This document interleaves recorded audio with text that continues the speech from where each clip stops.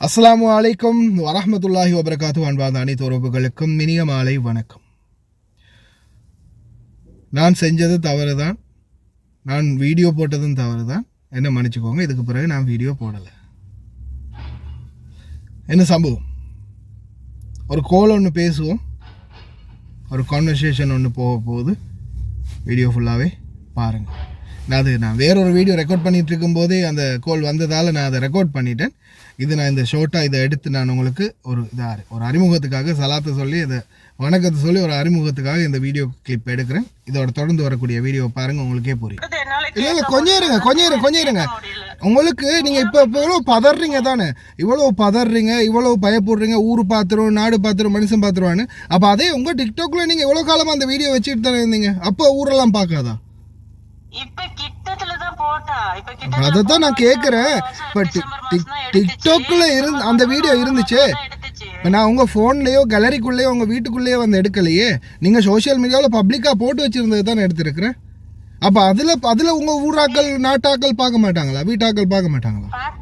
பார்த்துட்டு கூட அதை சும்மா ஜோக்கா கழிச்சிட்டு போயிட்டாங்க. இது இவ்வளவு தூரம் எங்களுக்கு வருங்கிறது எனக்கு தெரியாது. வீட்டுல ஊர்ல எல்லாம் கேட்டாங்க, என்ன அம்மா பிள்ளை வீடியோ எல்லாம் எடுத்து போடுறீங்க அப்படிதான் கேட்டாங்க, தவிர இது தப்பா எல்லாம் யாரும் எதுவும் சொல்லல எங்களுக்கு. அப்ப இல்ல நான் கேட்கறேன் இன்னொரு கேள்விதான். அப்ப நீங்க இது சாப்பாடு வந்து இப்படி ஃபன்னா அப்ப அந்த சாப்பாடை வீசுறது வந்து நீங்க ஓகே, நீங்க வீசுங்க, என்ன வேணாலும் பண்ணுங்க. ஏன்னா அது வந்து இப்ப சில வீடுகள்ல வெளியில கொடுக்கறதுக்கு ஒரு ஏற்பாடுகள் இருக்காது, சிலர் விரும்ப மாட்டாங்க. சரி, நீங்க குப்பையில வீசுறீங்க, அந்த சாப்பாடு அவ்வளவு ஃபன்னா அவ்வளவு இதா. இப்ப உங்க பொண்ணு என்ன சொல்றா, அதுல பாக்குறதுக்கு அருவருப்பா இருக்குதான், கண்ணை மூடிக்கிட்டு தான் வீடியோ எடுக்கணுமா? அது சாப்பிடுற சாப்பாடு தானே. சரி, அது சாப்பாடு தானே, சாப்பிடுற சாப்பாடு தானே. அதுதான் அது எங்க மேல பேலதான் இல்லன்னு சொல்லல, அது எடுத்தது பேலதான், அது போட்டதும் பேலதான். அதுக்காக இவ்வளவு தூரம் வரும் அப்படிங்கறது எனக்கு தெரியாது. இப்ப இத பார்த்தோன்னே எனக்கு ரொம்பவே ப்ரெஷர் கூடுது. இத காலையில இருந்து எனக்கு வேலையே செய்ய இல்லை. சரி, ஓகே, நான் அந்த வீடியோ ரிமூவ் பண்ணுறேன். ஆனால் இதுக்கு பிறகு இந்த மாதிரி வீடியோஸ்கள் போடாதீங்க. ஏன்னா இன்னும் நீங்கள் யோசிச்சு பாருங்கள், இந்த மாதிரி சாப்பாடு இல்லாத உலகத்தில் எத்தனையோ இடங்களில் சாப்பாடு இல்லாமல் எத்தனை மனுஷர் இருக்குது.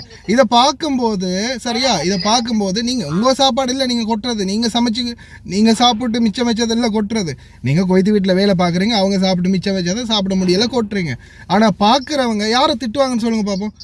பாருங்கள், சாப்பாடை கொட்டுறாளுங்களே, சாப்பாடு இப்படி பண்ணுறாங்களே, நாங்கள் ஒரு வாய் சாப்பாடு இல்லாமல் இருக்கிறோமே, இவங்களுக்கு என்னெல்லாம் நடக்கும் அப்படின்னு சும்மா வரும் திட்டுவாங்களா இல்லையா? யோசிச்சு பாருங்க. திட்டுவாங்க, அது சரி, ஓகே, அதுதான் உண்மைதான். அது இப்போ வீட்டுல யாருக்கும் தெரிஞ்சாலும் ஏசுவாங்க தான், இப்படி ஏமா அப்படி சாப்பாடு கொட்டுறீங்க அப்படின்னு கேட்பாங்க தான். அது தவறுதான். நான் நினைக்கல இப்படி போட்டுரும் அப்படிங்கிற, போட்டுட்டா அப்புறம் அதை நானும் ரிமூவ் பண்ண சொன்னேன், ரிமூவ் பண்ணல, அதை அப்படியே வச்சிருச்சு. ஏன்னா இல்லை, நீங்கள் ரிமூவ் பண்ணலாம், அதுக்கு பிறகு அடுத்த வீடியோ போட்டுக்கிறீங்க, அடுத்த ரிப்ளை வீடியோ கூட நீங்கள் அதுக்கு போட்டுருக்கீங்க. சாப்பாடு ஏன் வீசுறீங்கன்னு கேட்டால் எல்லாரும் அலைஞ்சது, எல்லாரும் சாப்பிட்டது. அப்போ அதை நீங்கள் வீடியோ வந்து ரெகுலராக பண்ணுறதுக்கு மாதிரி தான் பண்ணியிருக்கீங்க. போட்டுட்டு அந்த வீடியோ நான் போட்டுட்டு நான் சொன்னேன், இதை ரிமூவ் பண்ணிருமா, போடாதீங்க, டிலீட் பண்ணிருங்க அப்படின்னு சொன்னேன். அதான் கேட்கல. அது சின்ன பிள்ளைங்க தானே, அது விளையாட்டு விஷயமா அப்படி எல்லாம் செஞ்சிருச்சு. அதுக்காக இவ்வளவு பெரிய பிரச்சனை வரும்னு தெரியாது. அதுதான். ஓகே சிஸ்டர், ஓகே, நான் வீடியோ ரிமூவ் எப்படி சரி டிலீட் பண்ணிருங்க ப்ளீஸ். அதை எப்படி சரி டிலீட் பண்ணிருங்க. உங்களோட வாய்ஸ் இப்போ என்னோட வீடியோ நான் ரெக்கார்டிங்ல தான் இதை பேசிட்டு இருக்கிறேன். நீங்க பாக்குறாக்களுக்கும் சொல்லுங்க, இந்த மாதிரி தவறாயிடுச்சு, இதுக்கு பிறகு நாங்க இந்த மாதிரி பண்ண மாட்டோம். ஆமா, இதுக்கு மேல எதுவும் பண்ண மாட்டோம் நாங்க. இது சும்மா ஜோக்கா, அது வேலை செய்யற நேரம் டயர்டா இருக்கிறதுக்காக அப்படி சிரிச்சிட்டு பண்ணி போட்டதுதான். இது இவ்வளவு தூரம் பெருசா வரும்னு எனக்கு தெரியாது. ஆனாலும் எல்லாத்துக்கும் சாரி, நான் இந்த மாதிரி இப்படி போட்டது, சாப்பாடு வீசினது தப்பு தான். வீசினது நாங்க வீடியோ எடுத்து போட்டது தப்பு தான். அதுக்காக சாரி, அதை ரிமூவ் பண்ணிருங்க ப்ளீஸ். அதே மாதிரி என்னுடைய வீடியோல நீங்க அதுக்கு பிறகு பார்த்திருந்தீங்கன்னா தெரிஞ்சிருக்கு, நீங்க நிறைய ஃப்ரிட்ஜ், நீங்க குவைத்ல தானே இருக்கிறீங்க, ஃப்ரிட்ஜ் இருக்கு வீட்டுக்கு முன்னுக்கே, ஃப்ரிட்ஜ் இருக்கு. ஆனா வீட்டுக்காரவங்க என்ன சொல்லிட்டாங்கன்னா, இந்த சாப்பாடு வெளியே போடாதீங்க, வீசுங்கன்னு சொல்லிட்டாங்க. அப்ப அவங்க சொல்றதுதானே நாங்க. இல்ல அது சரி, அது ஓகே, அது ஓகே. ஆமா, அதான் நீங்க வீட்டுக்காரங்க சொன்னது சரி, அது எந்த ஒரு பிரச்சனையும் இல்லை. ஆனா வீடியோ போட்டதுதான் தவறு. சரி, அதை புரிஞ்சுக்கொண்டீங்கன்னா சரி, அவ்வளவுதான். இந்த டிக்டாக்ல போடுற எல்லாமே நல்ல விஷயம் இல்லை. எல்லாமே சில நேரங்களில் அது உங்களுக்கே பாரதூரமாக கூட முடியலாம், திட்டி முனியலாம் சிலர் வந்து அதை பார்த்துட்டு. இப்படி பண்றாங்களே, நாங்கெல்லாம் சாப்பாடு இல்லாம இருக்கிறோமே, இவங்களுக்கெல்லாம் என்ன கர்மம் பிடிக்கும் அப்படின்னு. என்னோட வீடியோன்னு என்னோட போட்டோஸ் அப்படிங்கறதுல இந்த வீடியோல ஒண்ணுதான் வெளியே வந்தது. அதுலயே இவ்வளவு பிரச்சனை நான் போடுறதே இல்ல. நான் எங்க மகிட்ட சொல்லியிருக்கேன் போடாதம்மா அப்படின்ட்டு. அதனால அது விளையாட்டு விஷயமா அப்படி போட்டுருச்சு. அது இவ்வளவு தூரம் வருங்கிறது எனக்கு தெரியாது. சரி, ஓகே. நான் இன்ஷால்லா நான் இப்போ இதை விட பெரிய பிரச்சனையா வெளியில இருக்கிறேன். நான் ரூமுக்கு போனதுமே என்னோட டேப்ல அதை ரிமூவ் பண்றேன். சரியா? சரி சரி, ஓகே, தேங்க்யூ.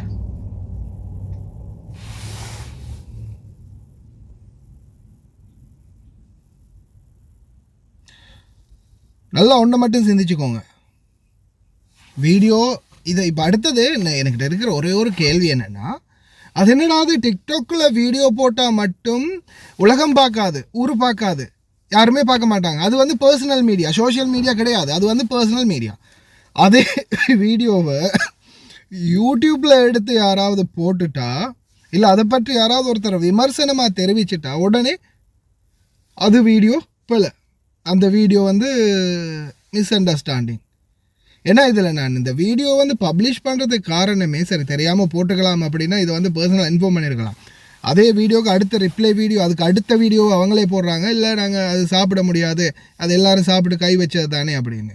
குறிப்பாக அரபு நாட்டை பொறுத்த வரையில் பெரிய பாபா, பெரிய மாமா, இந்த பெரிய டீம் எல்லாம் உட்காந்து சாப்பிடுவாங்க. அதுக்கப்புறமா சின்ன பிள்ளைங்க, மாமா, அவங்களுடைய மக்கள், பிள்ளைங்க, பேரம் பேத்திங்க, மனைவி மக்கள் அப்படின்னு சாப்பிடுவாங்க. அதுக்கு பிறகு தொழிலாளர்கள் சாப்பிடுவாங்க. அது வந்து அது ஒரு சகன் சாப்பாடு அப்படின்னு. இந்த வாகனத்துடைய சைஸில் முழு ஒட்டகத்தை வச்சு, முழு ஆடை வச்சு, முழு மாடை வச்சு கூட சகன் செய்வாங்க. எல்லாருமா ஒன்றா உட்காந்து சாப்பிடுவாங்க. அது வந்து மார்க்கம் கற்றுக் கொடுத்தது ஒரு ஒற்றுமையை பற்றி தான்.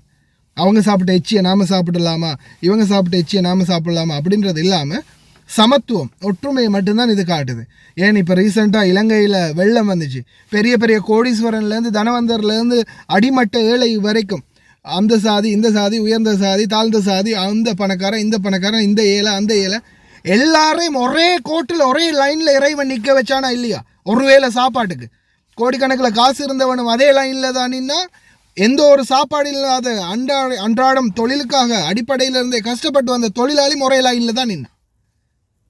இறைவன் சில நேரங்களில் நம்மளுக்கு இந்த மாதிரியான சோதனைகளை விட்டு தான் படிப்பினைகளை கொண்டு வரணும்.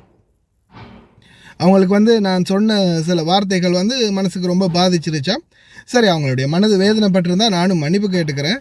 சாரி, உங்களை நான் திட்டி இருந்தேன். ஆனால் இது வந்து நான் போட்டதுக்கு காரணம், இதை மாதிரி இன்னும் சிலர் வந்து போடுறதுக்கு வாய்ப்பு இருக்குது, அது தவிர்க்கப்படணும் அப்படின்றதால தான்.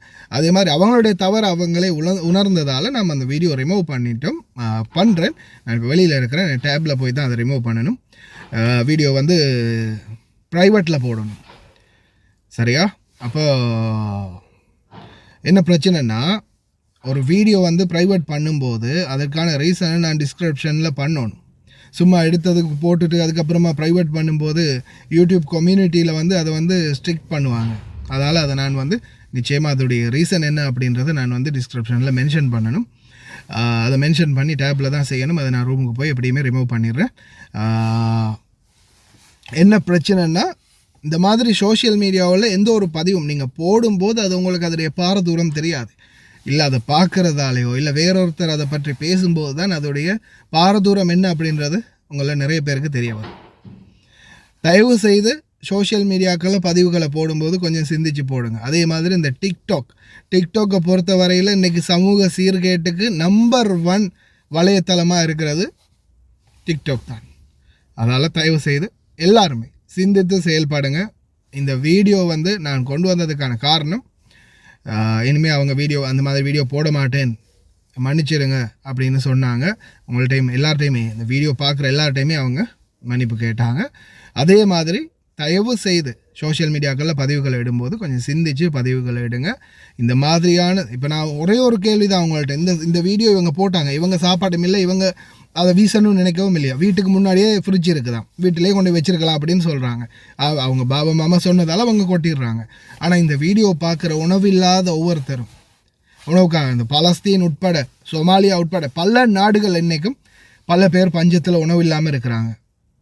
சரியா? பஞ்சத்திலே இருக்கிறவனுக்கு எப்படா சோஷியல் மீடியா ஃபோன் இருக்குன்னு கேட்குறீங்களா? அந்த கேள்விக்கு என்கிட்ட பதில் இல்லை. இன்றைக்கி மனுஷனுக்கு இந்த உலகத்தில் யாருக்கிட்ட சாப்பிட்றதுக்கு ஒரு வழி இல்லாட்டியும் சரி, ஒழுங்காக உடுத்துறதுக்கு ஒரு வழி இல்லாதவனாக இருந்தாலும் சரி, கையில் ஃபோன் இல்லாமல் இருக்க மாட்டான். அந்த மாதிரி ஒரு சிச்சுவேஷன்னு வச்சுக்கோங்க. ஒரு வேளை இந்த மாதிரி சாப்பாடு கூட இல்லாதவங்க யாராவது இந்த வீடியோவை பார்க்கும்போது என்ன நினைப்பாங்க? பாரு, இவங்களுக்கெல்லாம் கருமம் தானே பிடிக்கும், இவங்க நம்மளுக்கு இந்த மாதிரி எவ்வளோ பேர் நம்ம சாப்பாடு இல்லாமல் இருக்கிறோம், இவங்கெல்லாம் சாப்பாடை வீசுகிறாங்களே, எத்தனை பேர் திட்டி பதுவாக பண்ணுவாங்க, முனிவாங்க. இதுக்கு எல்லாமே சோஷியல் மீடியா தான் காரணம். சிந்தித்து செயல்படுங்க. பதிவுகள் இடும்போது பார்த்து கவனமாக எடுங்க. அனைவருக்குமே நன்றி.